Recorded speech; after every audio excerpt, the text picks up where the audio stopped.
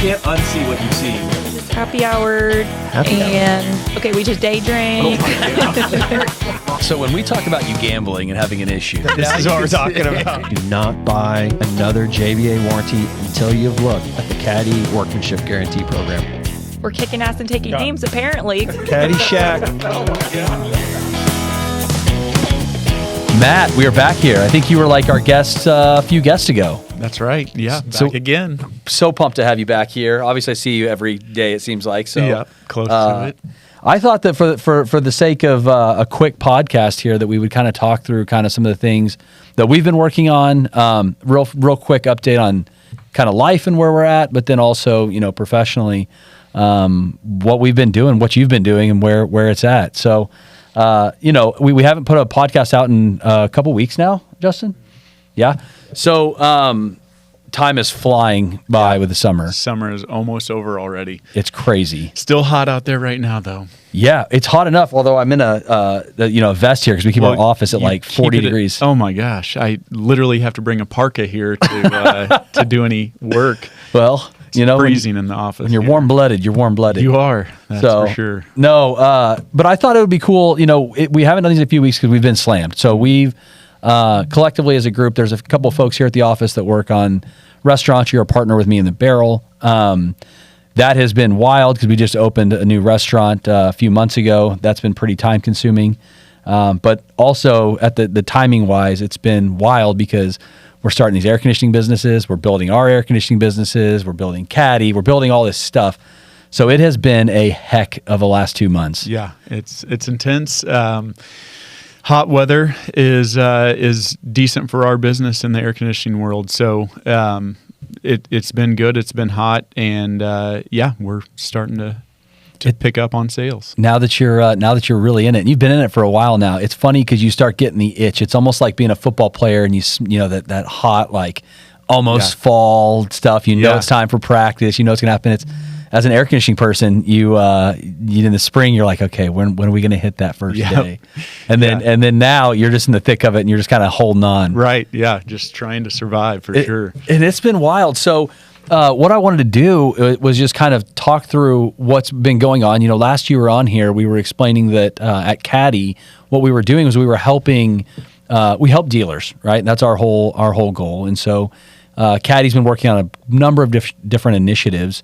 We started out with our warranty product, which we all use on our workmanship guarantee product now, but actually both of them, depending on which company we're working with. But so we've been rocking through those products. We've had that for about 3 years now. And we've been doing things with marketing, and we've been doing things with the supply side now, which we can talk through. But most importantly, our whole fundamental goal is to help dealers build good, healthy, efficient businesses. And you were one of our test pilots out there to build a business. And just for those that haven't seen it before, kind of give your background, because I think it's fascinating and how it translates into where you're at now. Yeah, how I even got into the HVAC world. Yeah. So I am a physical therapist by training. So I graduated from PT school in 2011. Yeah. Did that for several years until we got to this point of the transition. So worked in anything, all facets of the healthcare industry. And so was on the revenue side for a while, was on the billing side for a while, just the basic staff therapy treatment for patients. So kind of went back and forth. I was in recruiting, sales. So I kind of held a lot of different positions over that 10 to 15 years that I kind of developed my skills, my professional skills in general. So did that forward on until, 2024 is when I kind of made the jump. Mm-hmm. You and Evan, obviously a huge piece of why I made that jump, and felt like I could actually be successful at it with y'all's help. So, got into it, worked at HVAC Home Supply for a while with you guys, kind of went through our first summer together with that and started to be able to talk the language. And how much did you understand after even 6 months or a year at Home Supply versus what you've learned in the last 3 months? Oh, the last 3 months have been mind blowing. So Yeah. It was helpful to be able to talk about the different pieces of the industry and understand SEER rating and sizing a system correctly and things like that. That stuff can be learned quickly though. But yeah, the last 3 months is when you kind of put it all together and just, got to learn it or die. Yeah. So it's been awesome. We've been busy. We're selling systems. We're providing excellent opportunities at good prices, and so it's starting to come together. Well, and I want to get into kind of the progress of that here in a second. Of because you're 2.5 months in now to having your own air conditioning company, and I want to talk through that. But first, I want to talk through kind of a conversation we were having this morning, even because you transitioning from healthcare to air conditioning is a big pivot. Sure. Right. I mean, difficult. being Dr. Hurlbutt too. Now he's Dr. Park Cities Heating and Cooling. Like it's hilarious. So it was a massive shift that talked about a ton of that stuff with my family, my mom and dad, my wife, making sure hey, I'm going to make this switch. Is this a smart move? Do you guys back me on this? Yeah. And at first they were like, "What? No, that you have a great job doing what you're doing." And I was like, "I know, but this opportunity seems right. I feel good about it. I'm kind of wanting to check it out." Yeah, I want to test this and not regret that I didn't do it down the road. So So I was very, very excited to make the jump. I finally talked them all into it and talked myself into it too, just to like wrap my head around it and say, okay, I'm going all in on this. I want to make this work, and so glad I did now. Oh, it's incredible to watch. That's what our conversation this morning that we were having was kind of on the heels of a couple conversations I've been having the last few weeks, which is we have issues of shortages of folks in the trades and in our space, and I think that primarily it's been driven because there's been a kind of a stigma that has existed forever, where if you're going into the trades, you're lesser than, or you are not as whatever. Yeah, as looked down on. You're looked down on, right? And I was laughing this morning in our conversation a little bit, going, what's wild in this world we're in, where there's AI, replacing so many different jobs, and there's so much robotics in the world, and there's these things going on where you're seeing like the kind of middle of the rung, jobs being replaced or certainly impacted and made more efficient, at this point with the use of these technologies. It kind of leaves you going, well, what is it going to be like in the next 5 years? And is it possible that what it's going to be in 5 years, what is like looked upon or looked down upon now might be actually, the more interesting thing. And we were kind of, kicking around the idea, like if you're like a private equity guy and you're looking at spaces to get into,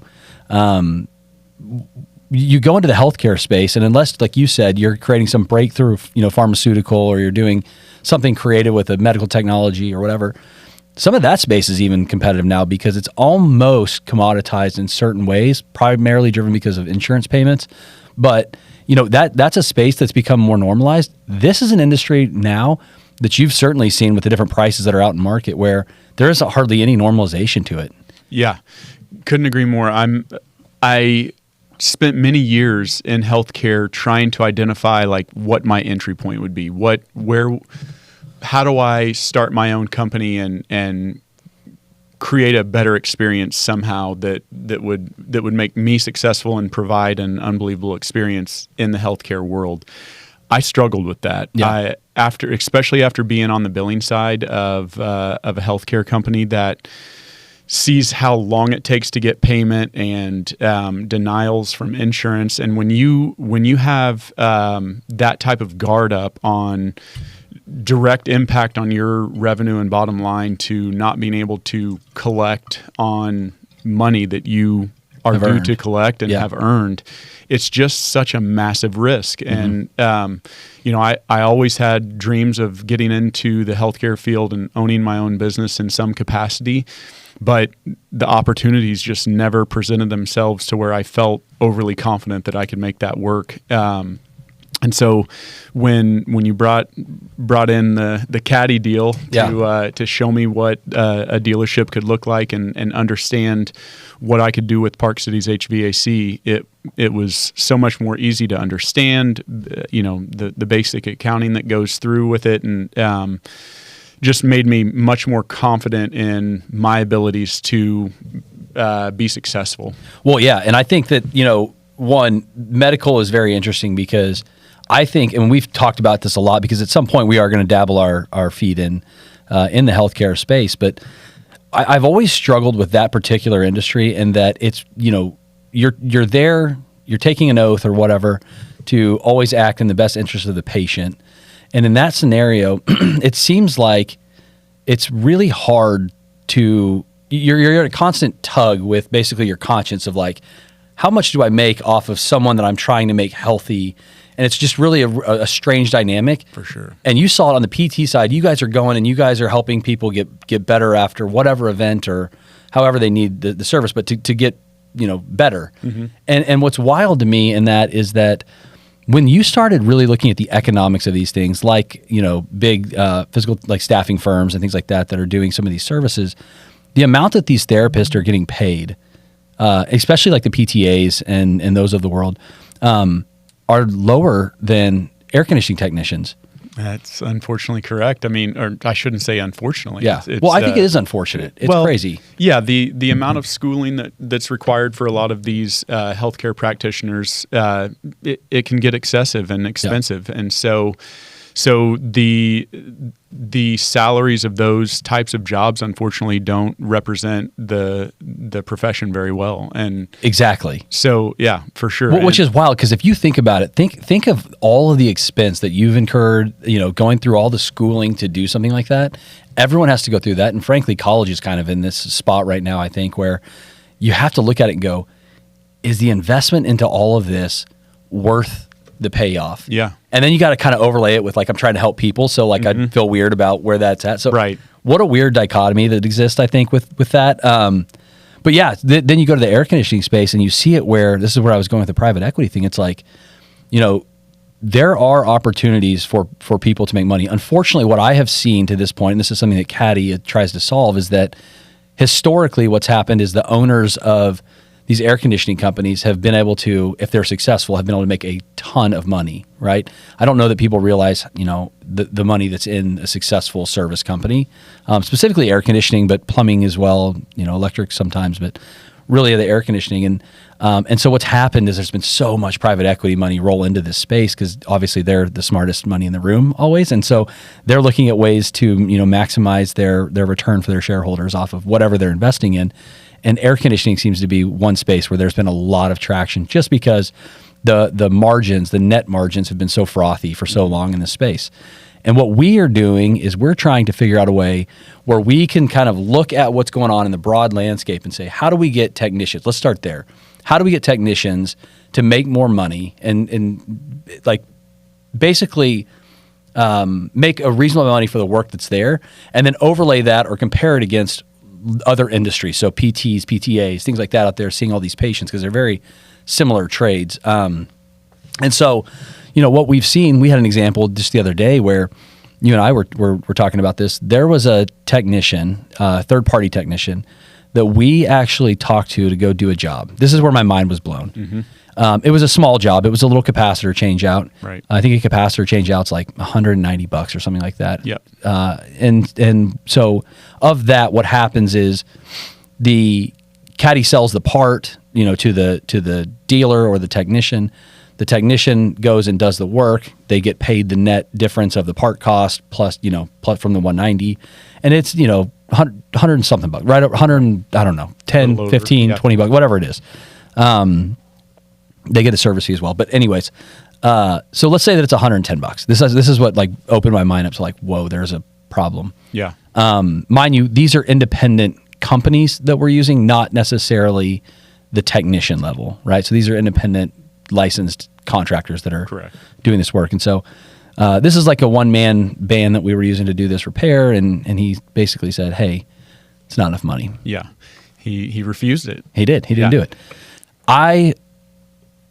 I understand, because there's opportunity costs, and he may have had other jobs like installs or something where he would have made more money. But at the end of the day, it blew my mind, because that's $100 and plus for 30 minutes of work. Mm-hmm. And that's when we got into a big conversation like, man, can you imagine if like PTAs or other folks outside the industry understood that you could go do this service work and make $100 an hour plus?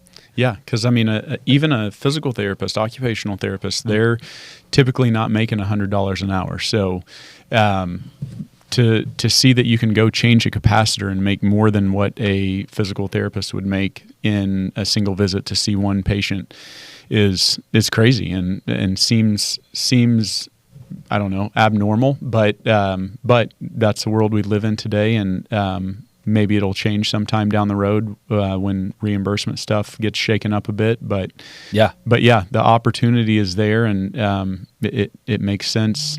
The HVAC world makes more sense, in my opinion. Yeah, I think so too. And I think, we have, like I said, we have these issues of because you're hearing me say that like people can make $100+ an hour. Now, the thing about that is that this is a problem that I've had with the industry for forever, is that oftentimes that's the principal of the company or the company's retail billing rates that they would go out and charge. We're competitive, so they might charge $400 for that capacitor. I think we've seen it a lot where it's, I saw it you've personally. paid it. Yeah. I before I got into the air conditioning space, had a company come out to my house and say, hey, your capacitor is supposed to be reading within this range, and it's reading outside of that. I even Googled, like, what range should this current capacitor that I have, what should the range be? And he told me what it was, and it was within that range. And I was like, Google's telling me that it's okay to keep using this capacitor. And he was like, oh, that's not the numbers that I use. So I bought a new $475 capacitor. It's insane. Well, and that's my problem with it, is that you have the companies going out there and charging these things. And I would argue that they're charging these, they will say that there's all this overhead that goes into managing their business. And there is overhead. I'm not saying that there's not.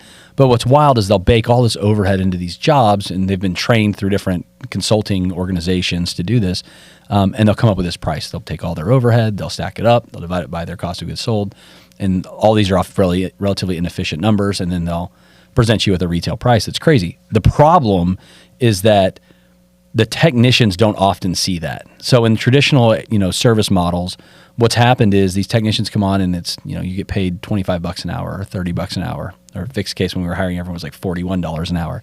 But you get paid all this hourly wage, and generally it's, $25 to $30 an hour here in North Texas. And the problem is that on that $400 capacitor, it's the company keeping all of it. For sure. Right? And so there's a disincentivization for the technician to work there. The customer's mad because the company's charging so much. And so it's just this weird shift. And I think that what we're trying to do, and you're seeing it with Park Cities, is we're trying to make sure that we are appropriately distributing funds, helping dealers distribute funds to their technician base, and we're paying them on this piece pay model where they can make a ton of money. And it's not for everyone, but it's for the ones that want to work hard can make a killing. Mm-hmm. And that's what we've seen. We've had so many of these technicians that are making hourly wages of in excess of $100. In fact, almost all the installers that work for the different dealerships that we're supporting, are well over $100 an hour. And so I only say all that because if you're thinking about getting in the trades and you're, doing something else right now, like, I don't think it's uncool anymore. I think, and when you think of it as a pure financial business, and if you remove the stigma that you're putting an air conditioner in someone's house, and so therefore it's like some blue collar, whatever, needs to be changed completely, because really it's a business where you can go do a service for someone, be more competitive in the market, and still make really good money so long as you're at the right organization. Yeah. And so that's the huge thing that we're pushing for. So with that said, that's my plug to get in the trades. No, but with that said, let's go through like the update of what's gone on. So we did this podcast, I believe, 2 months ago. Yeah, something like that. Right after I had first gotten started. I think I had just sold my first job ever. So so I was all excited, still very excited as things have continued to pick up. So yeah, we're almost gonna hit. We're a few days away from completing our third month. So so things are going well. We've built up some sales, started to develop a good rapport in the communities. I'm feeling good, feeling confident. Just hit 100K in sales. So first 3 months, almost hit 3 months, and we're at 100K in sales. So for summer one, just getting this thing up and running less than 90 days ago, I'm feeling very good with that, and the sky's the limit. It's a build. That's what I want to talk through, because so we started working on Park Cities together, I don't know, 3.5 months ago, maybe. And in that, we started with everything from company formation to getting social sites up, to getting website up, to getting, the collateral you needed, like getting the shirts and all, like getting everything stood up, right? And there's a lot that goes into it, getting the insurance, just getting the company stood up. So we stand the company up, you stand the company up. We helped a little bit. Yeah, helped a lot. It was great. And then what's really interesting about this whole structure is that, and I don't know that people understand what we're really doing, but the structure is really creative. It's unique, and I really like it. We've got, from a Caddie perspective, we've got the dealer network that we're supporting, and that can be as broad as someone like your entity that we're helping get stood up. That can be another contracting company out there that we're just helping improve, efficiencies on. There's all these folks that we're trying to help here. We also have 2 other entities for which the Caddie Holdings is an investor in, which is AC Factory Services, right, that you utilize, which is our licensed entity that goes out, and it's kind of like a 2-sided marketplace where we're a licensed contracting company and we're pulling together a lot of independent technicians, installers, things like that, which is what most service companies do behind the scenes for people that don't know that. And we're trying to create that environment where it's the best possible working condition for those guys. You guys utilize that network to go get the actual work done. Mm-hmm. And so you have AC Factory Services, and then you have Caddie Supply. And Caddie Supply is basically at this point designed to help purchase things more efficiently from our suppliers, so that our dealer base can take advantage of competitive pricing. Exactly. And that is working really, really well. So that's expanding. We're having some big conversations with various distribution partners across the country right now to expand our footprint, because right now we're working on building out this infrastructure to support dealers like you in other markets. So we have it in Austin at this point. We got it in Dallas, and we're looking at expanding basically south of the Mason-Dixon, and in some other markets where we're getting a lot of demand, like the Northwest and some parts of the Northeast. We're looking at setting up the AC Factory Services entities there, and then our dealer network would follow pretty quickly behind that. But it's a really cool thing, and what people don't realize is that if I'm an air conditioning contractor out there and I want to try to buy better, you can work with Caddie Supply to do that. For sure. If I'm a contracting company, and this is where it's weird, and this is what I don't know that contractors will love this, but if I have extra demand and I'm short on my supply of technicians, they can tap into the ACFS network and get extra workload there. And our goal is to try to get our network of AC Factory Services so big that we kind of burden that like the, what do you call it? Like the managing of occupancy of the technicians. Yeah. Right. So it's flow. Yeah, with a bigger network, think of it as every air conditioning company came together and then had a shared labor pool, they would be more efficient than where they're at today, unless they are, have too much demand than what they can fulfill on, in which case they can just flow over to our network. But those are the entities right now that we've been like really, really working on, and you're utilizing those. And so, going back to your story, so you had your first month, you had your first sale, slower the first month because you got to go out there. I want to talk through that. But what's been crazy is the last 4 weeks, like you have hit a ramp that's crazy. And so I want to talk about, when you talk about the 100K, that's very backloaded. That's more recent. You have a lot of traction going on right now from the effort you're putting in. And like any business, I don't know that people realize that.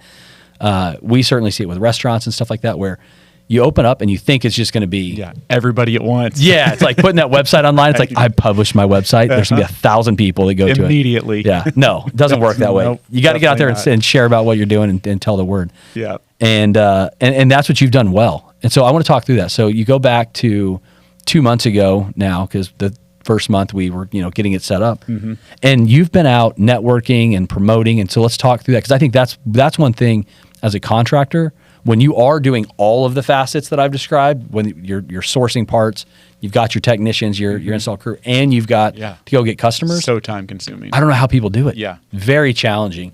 And so you're very focused on customer acquisition. Yep, absolutely. So just, network wise, I was communicating with everyone I knew. Yeah. All my friends. Yep. Everyone I was connected with. Can we talk on through social that? media. Yeah. Absolutely. It's weird at first, right? Oh, it's so uncomfortable. It is. I feel it took a while for me to really feel okay with doing it. And the first 100 messages that I sent out, I was just felt like so weird sending it. But then it gradually gets more normalized, I guess, at least in my head. Yeah. And also like it's fun to. I feel like I was even supported through that. Like, the messages that I would get back were like, "Oh man, I'm so proud of you for going out on your own, doing this deal." Yeah. And so, it took a lot of just blasting out to anyone and everyone I knew. Went to a ton of different just basic networking meetings that were little groups in different communities that I try and promote to. And so would go to these networking events with 50 people to 100 people that were all starting their own new companies and kind of promote to one another so you could get better on your pitch and improve your communication. And it just takes consistency. Yeah. Seriously, like that. It's not that I've improved drastically in how or what I'm doing.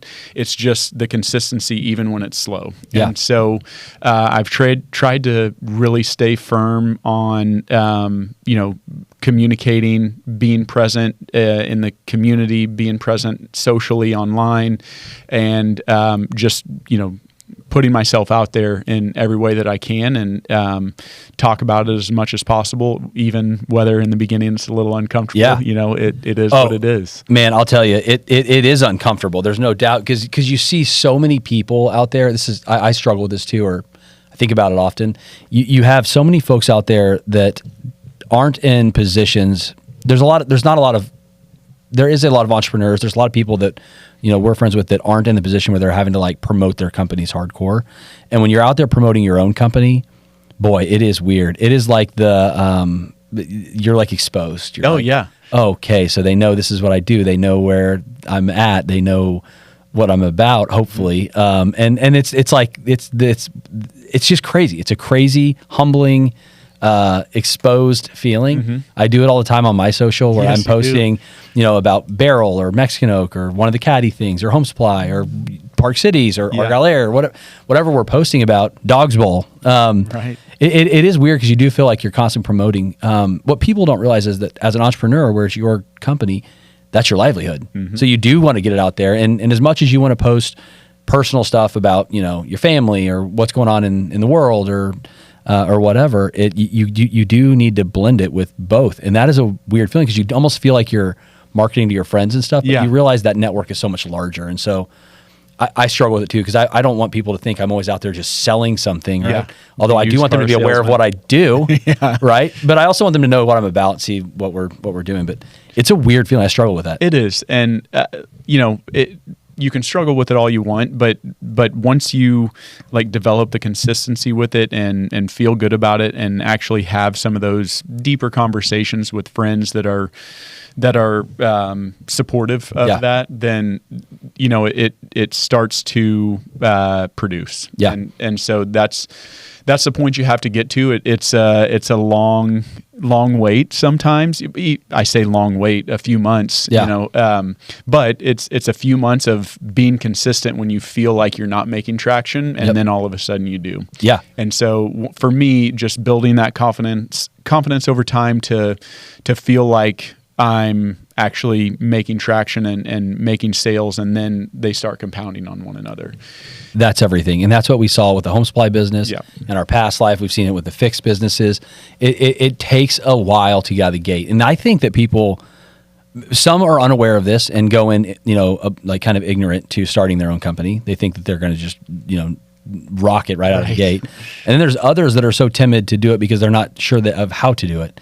And watching what you've done is huge. I think that one of the other benefits, and this isn't to toot our horn at all by any means, because you've done all the work, but can you imagine, like I was saying earlier, having to go like truly manage the install crews, manage the parts procurement, the returns, the credits, the extra supplies? I wouldn't be able to go drive sales that way. Exactly. Yeah. Because you're in a position now where you get to work on your business. Everyone says this, versus in your business. And though you're going and doing the sales, you're directly tying your time to revenue generation. Yeah.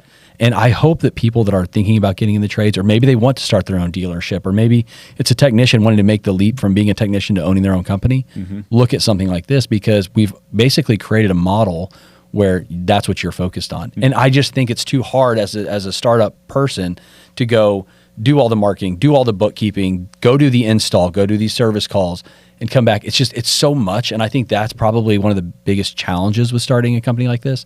But you're like dialed in on this. So let's go through it. So first month, you start sending the stuff out. Yeah. Not a ton of traction. No, But- very little traction. Maybe had like 1 or 2 systems sold, 2 or 3 systems sold first month, meeting anyone and everyone that I could, taking every call that I could, just blasting it out, trying to make sure everyone knew what I was doing. Yeah. Month 2, start to develop a little bit more awareness and improvement in how I'm presenting myself. Yep. Starting to get a few more sales here and there. And Confidence is building. Confidence is, in sales, that's extremely important. So you have to feel good about what you're selling and feel confident that you're actually providing a good product. And so as it feels really good as you kind of progress through some of these customers that are getting 2, 3, 4 different quotes from other people. Yeah. We're always extremly on the low end of that, which that immediately I'm feeling good that we're in a competitive spot and we're gonna be in the running for the majority of these. And and then what develops over time is your quality of workmanship to be able to have people more comfortable with the product that you provide. Yep. And so what takes time for me, like reviews, for example, that's still a hurting point for me because I only have reviews from $100,000 worth of sales right now. Yep. And that's still not good enough for a lot of people. Yeah. And so I'm still losing a few sales because of that, but my reviews are compounding on themselves right now, just growing like crazy. So, and that's like that with any business, right? Sure. If you're going to a restaurant, and I'll laugh about Mexican Oak, and you see that it's been whatever, and it has a 4-star review right now instead of a 4.6 or 4.8 that it should have, that it deserves. Right. But if it's at a 4.0, you're sitting there going, well, this is actually going to impact sales, or this is going to impact someone's perception of the restaurant. And so it's always like that. You got to build them up. You got to get where you want to go. And eventually, so long as you're doing the right things and you're, making the right decisions, it'll get better. And you're seeing that, and you start seeing the compounding effect. And that's what I was saying with home supply and stuff too. Like, you see it year over year, where if you do a good job with what you're doing, it is attainable to take that one customer and turn them into 2 or 3 customers.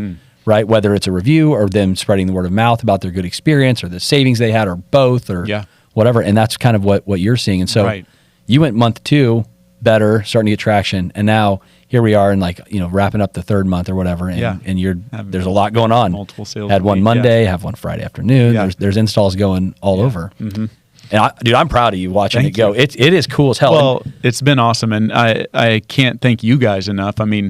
Me making this big jump into an industry that I knew very little about, except for what you previously told me, and you just kind of saying, "All right, we're gonna go day one."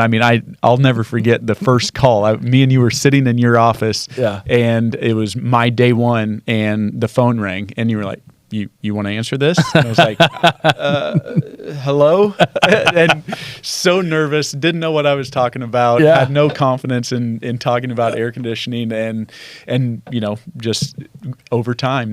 There's no better way to learn than just getting pushed out of the right nest. to the fire. Yeah. But it has been incredible. So and hopefully you don't mind me sharing this, but so you're at $100,000 in sales. As a dealer, you're making roughly a 20% margin on those sales. And so and that's because we're coming in at a very competitive price point to market intentionally. So in 2.5 months' time, you've made almost $20,000. Yeah.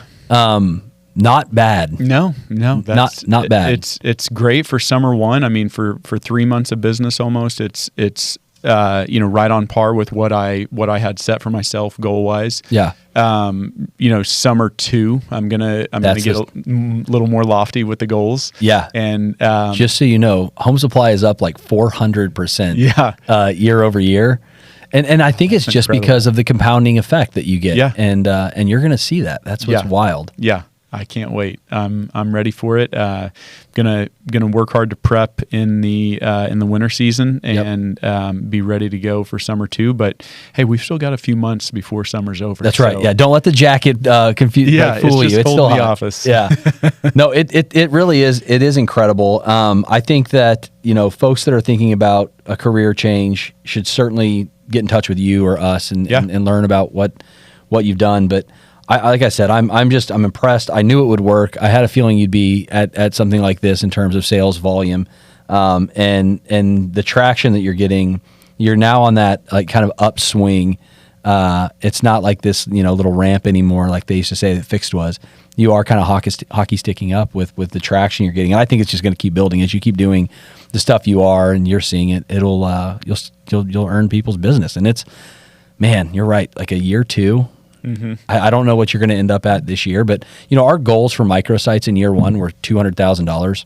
Mm-hmm. In year one. That's 12 months. Yeah. You're halfway there after 3, and granted it's seasonal, but I mean, good Lord, going into next spring before you even hit 12 months, you're going to far exceed what we thought a microsite would do. And I know that in the back of your mind, you want to try to beat home supply, and so of course.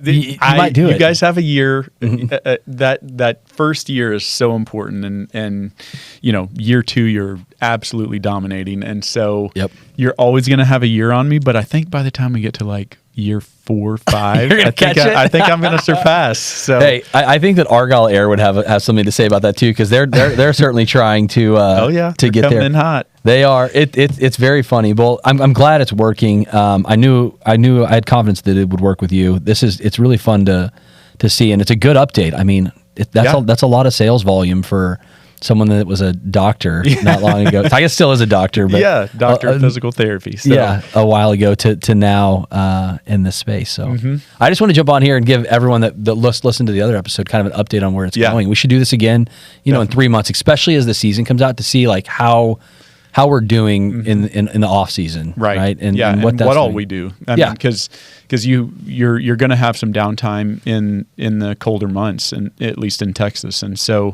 don't lie to people and say you're going to work. You're going to go to Colorado. You're going to hang out a little bit.